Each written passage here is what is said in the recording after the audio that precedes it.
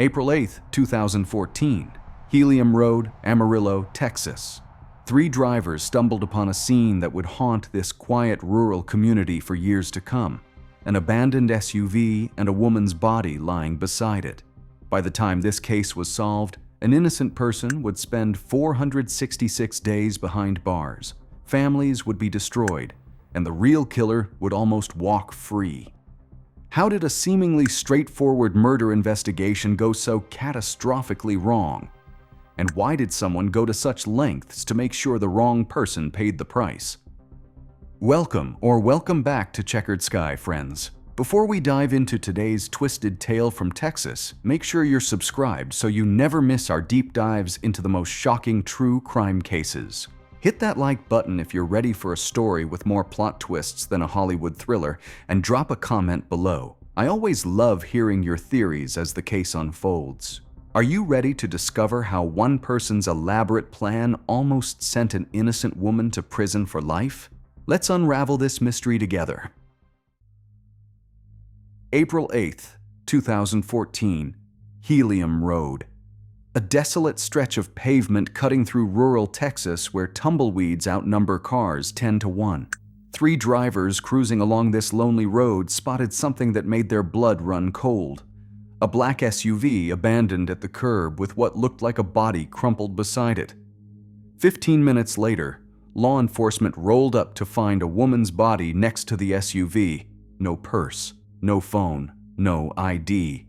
Nothing but a license plate that would unlock a twisted tale of betrayal, jealousy, and cold-blooded murder. The vehicle belonged to 32-year-old Robin Spielbauer, and her story? Well, it started out like a fairy tale and ended in a nightmare. Let me take you back to where it all began. Robin entered this world on October 23, 1981, at Altus Air Force Base in Oklahoma. After bouncing around from North Dakota, she landed in Amarillo in 1995 and started slinging coffee at a local cafe. That's where she met Jeremy Spielbauer, a charming military veteran with stories that could captivate any audience.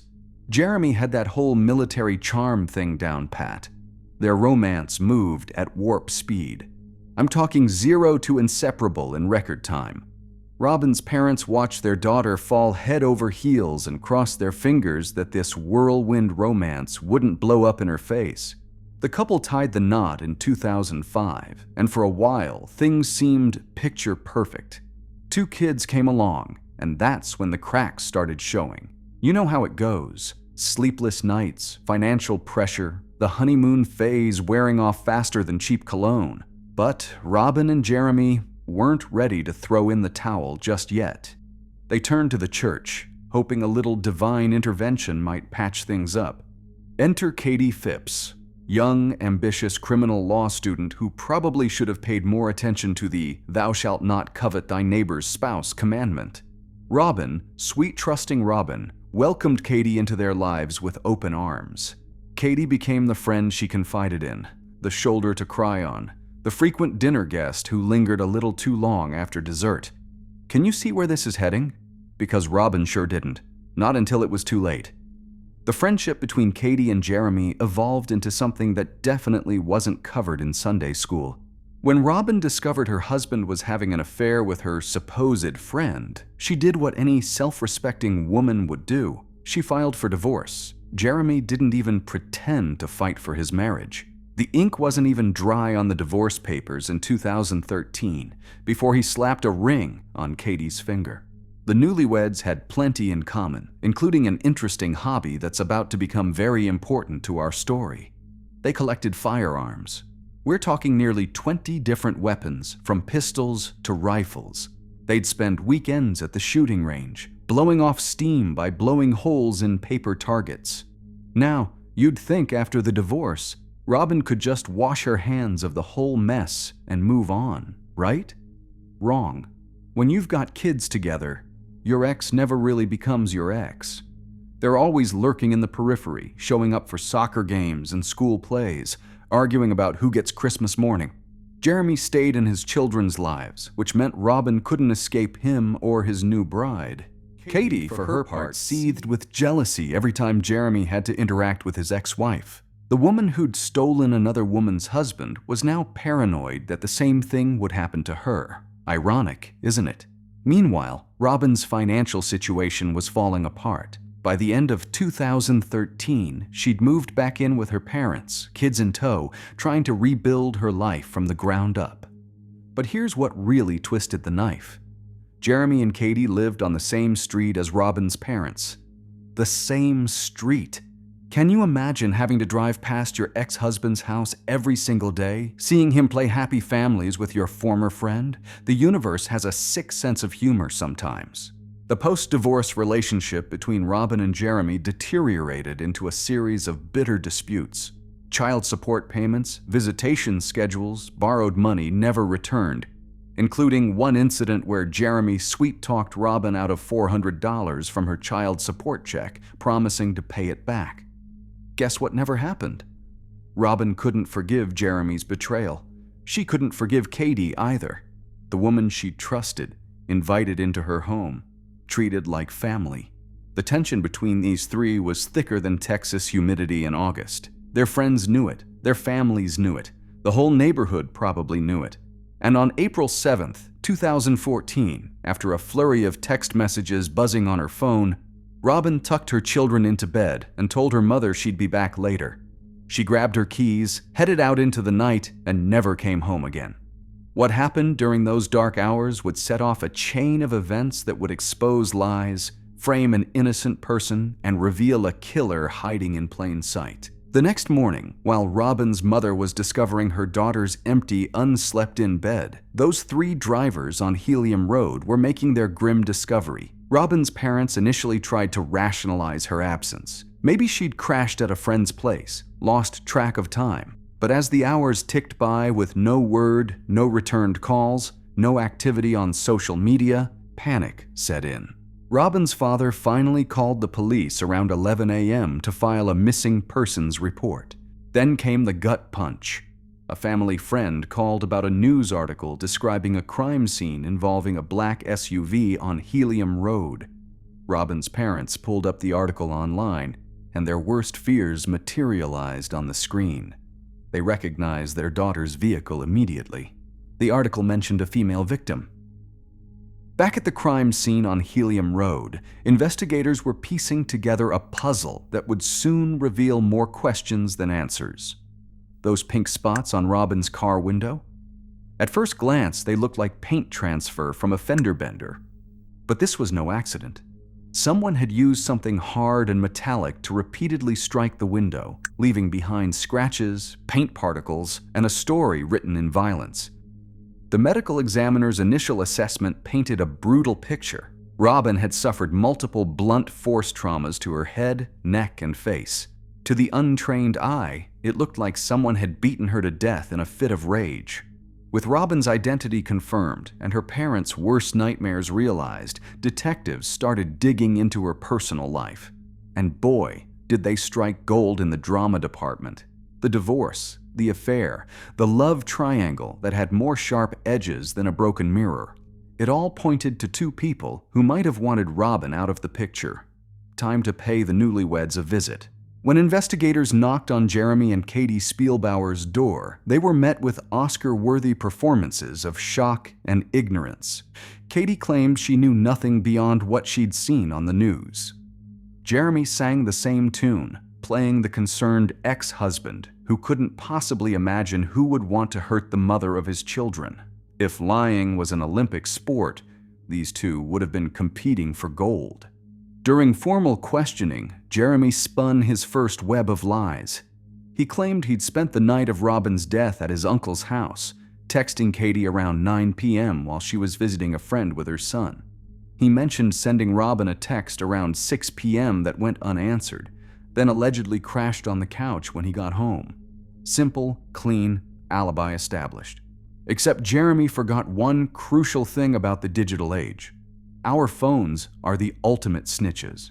When investigators pulled Robin's phone records from her carrier, they discovered Jeremy had left out a rather important detail.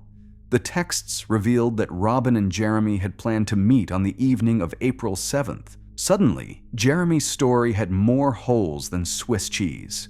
Time for round 2 of questioning, and this time the detectives weren't playing nice. Confronted with the evidence, Jeremy did what any guilty person does. He admitted to lying, but only partially. Version 2 of his story went like this. Yes, he was supposed to meet Robin that evening at his house to discuss the kids, school plans, and visitation schedules, but she never showed up. He kept the meeting secret because he knew Katie would flip her lid. After all, the tension between the two women was thicker than morning fog. And what was causing all this tension? Well, it turns out Katie was suffering from a severe case of what goes around comes around paranoia. She'd stolen Jeremy from Robin through an affair, and now she was convinced history was repeating itself. 4 days before Robin's death, Katie had bombarded Jeremy with over 300 angry text messages, accusing him of rekindling things with his ex-wife. 300 messages. That's not jealousy, that's obsession, and buried in that digital avalanche was one message that would come back to haunt her. I'll take care of this myself. Then came the plot twist nobody saw coming. The autopsy results arrived, and suddenly everything the investigators thought they knew went out the window. Hidden inside Robin's skull was a .22 caliber bullet. She hadn't been beaten to death, she'd been shot. The beating was either staging or rage, but the bullet was what killed her. The deformed slug made ballistic matching nearly impossible, but now the detectives knew what they were really looking for. Back to Helium Road they went, this time with metal detectors and a fine-tooth comb approach. Sifting through dirt and dried grass like prospectors hunting for gold, they found their treasure. A .22 caliber shell casing and 2 small metal fragments that looked like pieces of a firearm. The investigation had just shifted into high gear. Remember when I mentioned Jeremy and Katie's gun collection? Well, it was about to become very relevant. A quick scroll through Katie's social media revealed photos of her at the shooting range, proudly posing with a distinctive pink and black .22 caliber pistol. Pink and black. Pink paint on the window. You don't need to be Sherlock Holmes to connect those dots. Armed with a search warrant, investigators descended on the Spielbauer house like kids on Christmas morning. Except instead of looking for presents, they were hunting for evidence. Among the nearly 20 weapons in the house, there it was. The pink and black .22 caliber pistol, complete with chips on the upper part that matched the metal fragments from the crime scene. The pink paint on the gun matched the paint on Robin's car window. Someone had used this specific gun to beat on that window before shooting Robin. The evidence was damning. Katie was brought in as the prime suspect. Motive? Check. Jealous wife who thought her husband was cheating. Means? Check. Her gun was literally the murder weapon. Opportunity? Well, that's where things got interesting. Katie claimed she'd been at a friend's house until 11 p.m., but when investigators checked, the friend couldn't confirm the exact time, suggesting Katie might have left as early as 9 or 10 p.m. Plenty of time for murder. Desperate to prove her innocence, Katie volunteered to take a polygraph test. Twice. She failed both times. Then came the cell phone location data, which showed Katie's phone in the same area where Robin died at the exact time of the murder. The case seemed open and shut. Katie Spielbauer was arrested and charged with murder. But remember what I said about this case having more twists than a mountain road? We're just getting started. For 466 days, that's over 15 months, Katie sat in a county jail cell, insisting on her innocence while the world believed her guilty. Her pink gun was the murder weapon. Her phone was at the scene. She'd failed 2 polygraph tests. She had motive, means, and opportunity. The evidence seemed overwhelming, but sometimes what seems obvious is actually an elaborate illusion. And the real killer is hiding behind the smoke and mirrors. Then came the revelation that changed everything. More advanced analysis of phone location data using Wi-Fi positioning instead of cell towers revealed that Katie wasn't on Helium Road that night. She'd been telling the truth all along. The authorities had locked up an innocent woman while the real killer remained free. And if Katie didn't pull the trigger, that left only one person with access to her pink gun. Jeremy Spielbauer. The man who'd changed his story multiple times. The man who'd conveniently forgotten to mention meeting with Robin. The man who'd stood by while his wife rotted in jail for a crime she didn't commit. Suddenly, Jeremy's lies weren't just suspicious. They were part of a calculated plan to frame Katie for murder. When version 3 of Jeremy's story emerged during yet another interrogation, he claimed he actually did meet Robin on Helium Road. They were sitting in her car when Katie supposedly showed up and confronted them. A fight broke out between the women, and Jeremy, being the coward he was, drove away, leaving them alone. He swore there was no damage to Robin's window when he left. But here's the thing about liars: they always trip over their own fabrications. Katie Spielbauer spent 466 days in a concrete cage for a crime she didn't commit. 466 days watching her life crumble while the real killer walked free, probably sleeping like a baby in the bed they once shared. When the authorities finally realized their mistake and released her with mumbled apologies and empty promises, Katie wasn't interested in their regrets. She wanted justice. And hell hath no fury like a woman wrongfully imprisoned by her murderous husband. See, Katie had figured out the truth during those long months behind bars. The pieces of Jeremy's puzzle didn't just fall into place, they crashed together like a thunderclap. He'd used her gun, he'd set her up, he'd watched her get arrested, sat through her booking, and never once stepped forward to save her. That's a special kind of evil, folks. The kind that can look you in the eye over breakfast while planning your destruction. Now free and furious, Katie became the prosecution's secret weapon. She told them something that should have been obvious from the start. Amarillo wasn't some podunk town without surveillance cameras. The authorities just hadn't looked hard enough. And sure enough, when they actually put in the effort, they found exactly what Katie predicted: security footage from a bank building that would blow Jeremy's alibi to smithereens. The timestamp read April 7th, 2014, 9:21 p.m. There was Jeremy Spielbauer's vehicle, clear as day, heading toward Helium Road. 29 minutes later, at 9:50 p.m., the same car passed the bank, going the opposite direction. Those 29 minutes? That's when Robin Spielbauer took her last breath. Jeremy wasn't at his uncle's house. He wasn't on his couch. He was at the scene of the crime during the exact window when his ex-wife was murdered. But wait, there's more. Because Jeremy's past has a way of catching up with him, and it came in the form of Jessica Huffman, an ex-girlfriend who'd been carrying a terrible secret. Jessica was terrified of Jeremy, and for good reason. She knew something that could bury him, but she also knew he was dangerous.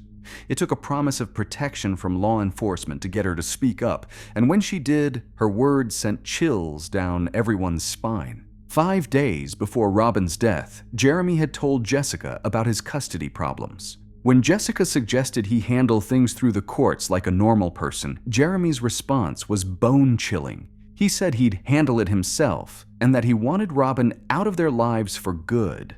But here's the kicker. Jeremy literally told Jessica it would be better if Robin had a bullet in her head. 5 days later, that's exactly what happened. That's not a coincidence, that's premeditation.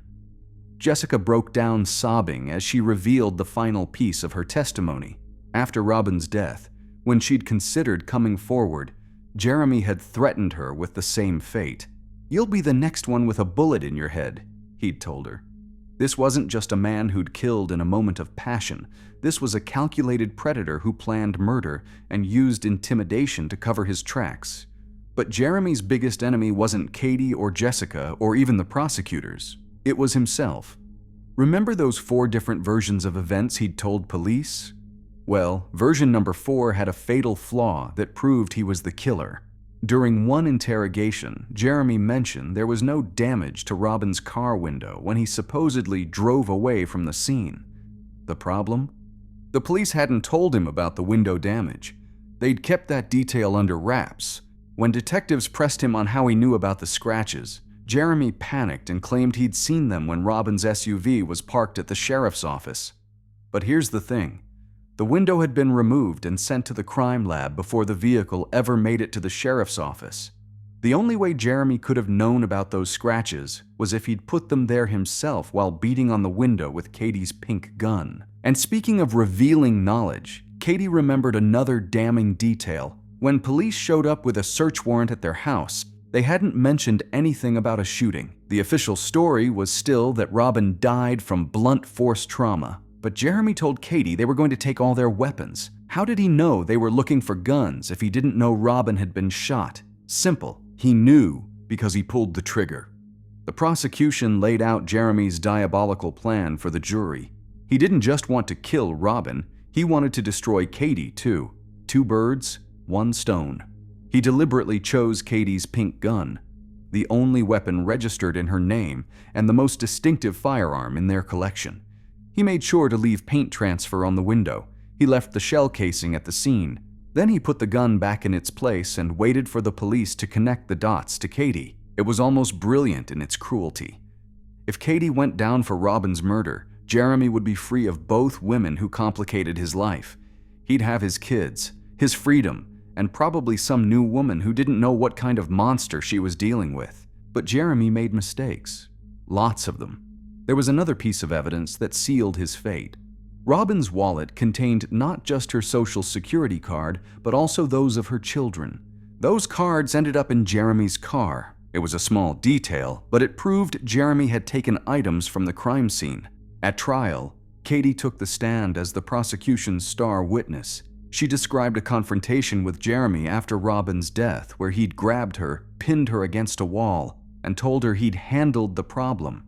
The jury saw a woman who'd lost everything: her career, her home, her freedom, because she'd married a murderer. When asked if she believed Jeremy killed Robin, Katie's response was devastating in its simplicity.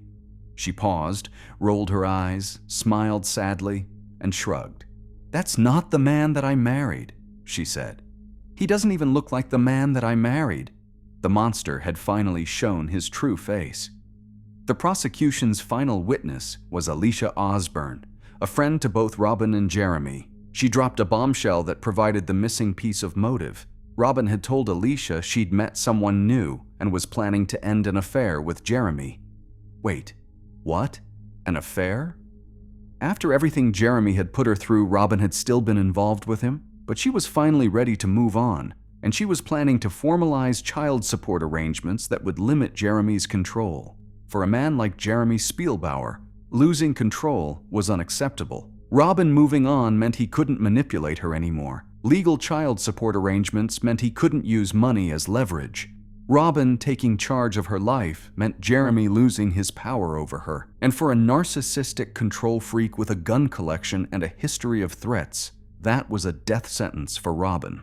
The jury deliberated for less than 3 hours. 3 hours to decide a man's fate might seem quick, but when the evidence is this overwhelming, it doesn't take long to connect the dots. Guilty, Jeremy Spielbauer was convicted of murder and sentenced to life in prison, plus a $10,000 fine. He won't be eligible for parole until 2046, when he'll be in his 60s and will have spent nearly 3 decades behind bars.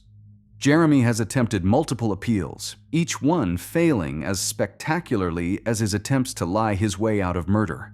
He sits in his cell, maybe finally understanding what it feels like to be trapped, powerless, controlled by others, the same feelings he inflicted on Robin and Katie. That's all for today's case from Checkered Sky. If this story moved you or shocked you, please share your thoughts in the comments below. I read every single one. And remember, sometimes the most dangerous threats come from those closest to us. So trust your instincts and stay safe out there, friends. Until next time.